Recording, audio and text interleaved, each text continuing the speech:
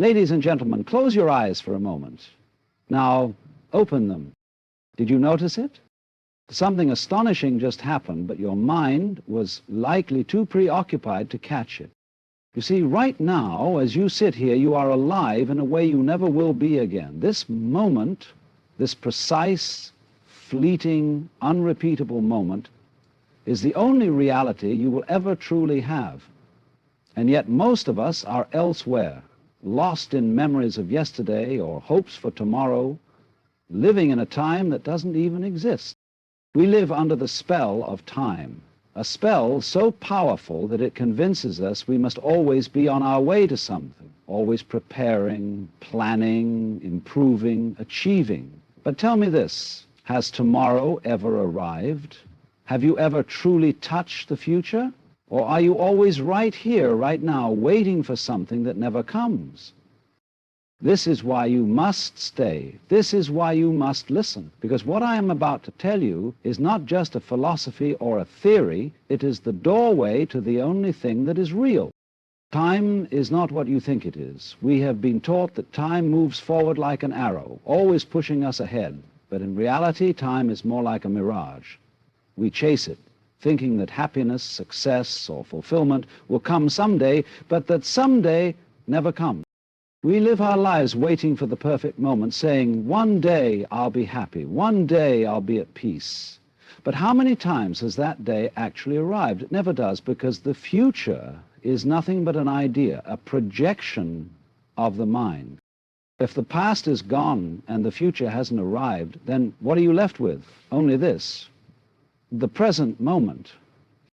But the tragedy is most of us never truly live in it. We are always looking over its shoulder, waiting for the next thing. Think about it. When you eat, are you truly tasting your food, or are you scrolling through your phone, planning your next move? When you sit in silence, do you embrace it, or do you feel the need to fill it with noise, distractions, thoughts? We are terrified of being truly present, because being present means facing life directly. No buffers, no filters, just this. And yet, this is the only place where life actually happens. We spend our lives working towards something, a career, a relationship, an achievement, believing that once we get there, we will finally be at peace. But has that ever worked? Or do we simply replace one goal with another, one desire with a new craving? It is like running on a treadmill, always moving but never arriving. If happiness is always in the next achievement, in the next phase of life, then it is never truly here. And if it is never here, then what is the point of all the striving? True freedom comes when you realize that you don't need to chase the future. You don't need to be anywhere but here. In fact, the more you try to control time, the more it controls you. Let go of the need to be somewhere else. Let go of the illusion that something outside of this moment will finally complete you. You are already whole. You are already here, and here is all there is. So I invite you, just for a moment, to stop running, stop waiting, stop seeking. Instead, breathe. Feel the air in your lungs. Notice the sensations in your body. Listen to the sounds around you, not with the expectation of hearing something profound, but simply listen. Because in this moment, in this simple act of awareness, you will discover something miraculous. You will find life itself. And you will realize, perhaps for the first time, that you were never missing anything at all. We have been conditioned to believe that time is a linear path, stretching endlessly from the past into the future, carrying us along like a river with no way to stop or turn back. We measure our lives in years, months, and days, marking milestones, setting deadlines, and waiting for the right moment to act. But if we look closely, we will see that this idea of time is nothing more than a mental construct, a framework we impose upon reality to create a sense of order. In truth, time is not something we move through, it is something we imagine. We speak of the past as if it were a place we can visit, yet it exists only in memory. We think of the future as something we are moving toward, yet it is nothing more than a projection of thought. The only moment that has ever been real, the only moment that has ever truly existed, is the present. And yet, we spend most of our lives absent from it. Our minds are like restless travelers, constantly wandering between what was and what might be, never stopping long enough to experience what is. Even as you listen to these words, you may find your thoughts drifting, pulled towards something outside of this moment. But where do those thoughts lead you? Back to a past that no longer exists? Forward to a future that never arrives? We are trapped in an illusion, believing that life is happening somewhere else, always just out of reach. But life is not waiting for us in the future, nor is it locked away in the past. It is here, now, in the very experience unfolding before us. And yet we continue to chase what was never lost. Everything you have ever experienced has happened in one place, the present moment. You've never stepped into the past, only recalled it as a memory. You've never touched the future, only imagined it in your mind. And yet, despite this simple truth, we live as if the present is just a stepping stone to something more important. We treat it as a mere transition, a waiting room before real life begins.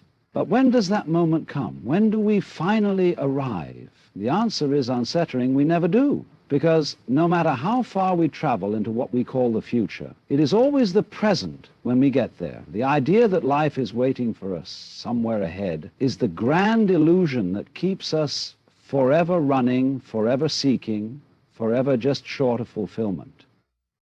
We sacrifice the now in pursuit of a then, believing that peace, happiness, or success lies somewhere beyond the horizon. But the horizon, like time itself, is an illusion that recedes as we move toward it.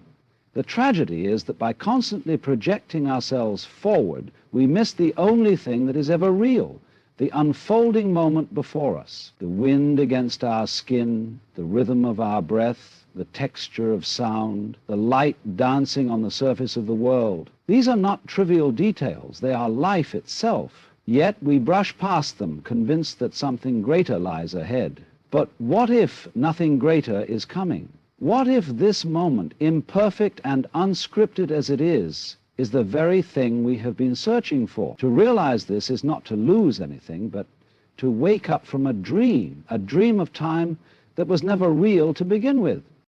From the moment we are old enough to understand the concept of time, we are taught to live for the future. As children, we are told to prepare for adulthood. As students, we study for the careers that will one day define us. As adults, we work for promotions, save for retirement, and plan for a future where we will finally have the freedom to enjoy life. But does that day ever come? We chase one milestone after another, believing that happiness is just around the corner after we finish school, after we get that dream job, after we find the right partner, after we own the house, after we reach financial stability. But when one goal is achieved, another immediately takes its place. The pattern never ends because the future is not a destination, it is a mirage. It keeps us running in circles, always searching, but never arriving.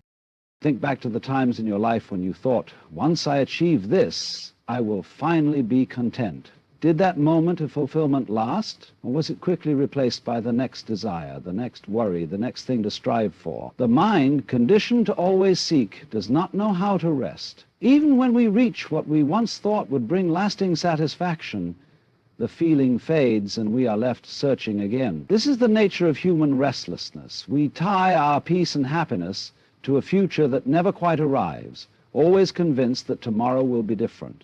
But tomorrow is an illusion, a story we tell ourselves to avoid the discomfort of simply being here. What we truly seek is not in the future, it is in the ability to embrace this moment as it is without needing it to be anything more. We spend our lives trying to control time, trying to shape the future into something predictable, something safe.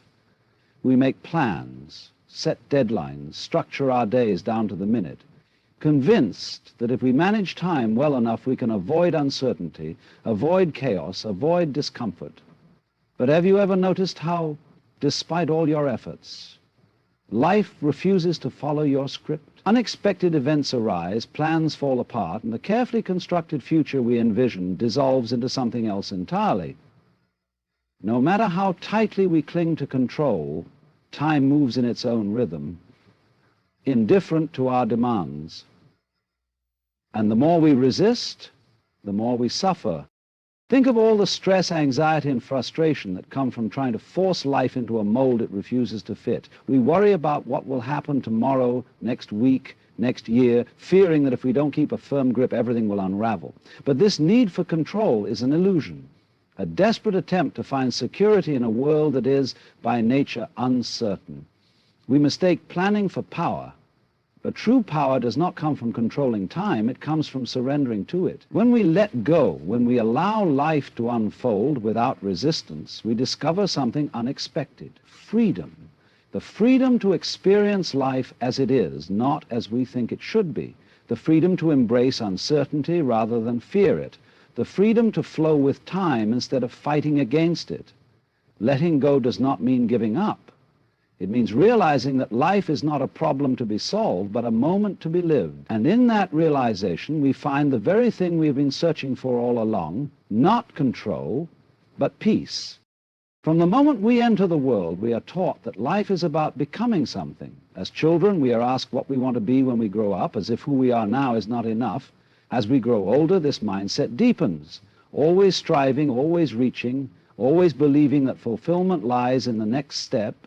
We are conditioned to think of ourselves as unfinished, as works in progress, always needing improvement, always needing more. And so we spend our lives in pursuit, convinced that happiness, success, or inner peace will come someday, after we achieve, after we fix ourselves, after we reach a distant and undefined destination.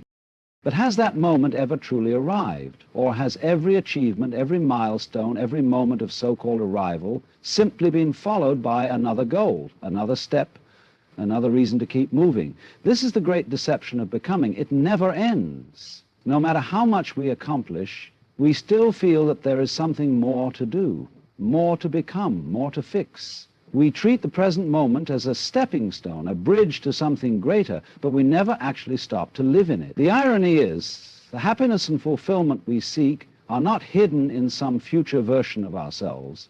They are not waiting in the next success, the next improvement, or the next phase of life. They exist only here, in the state of simply being. When we stop chasing, when we stop believing that we need to become something more, we realize a simple but profound truth.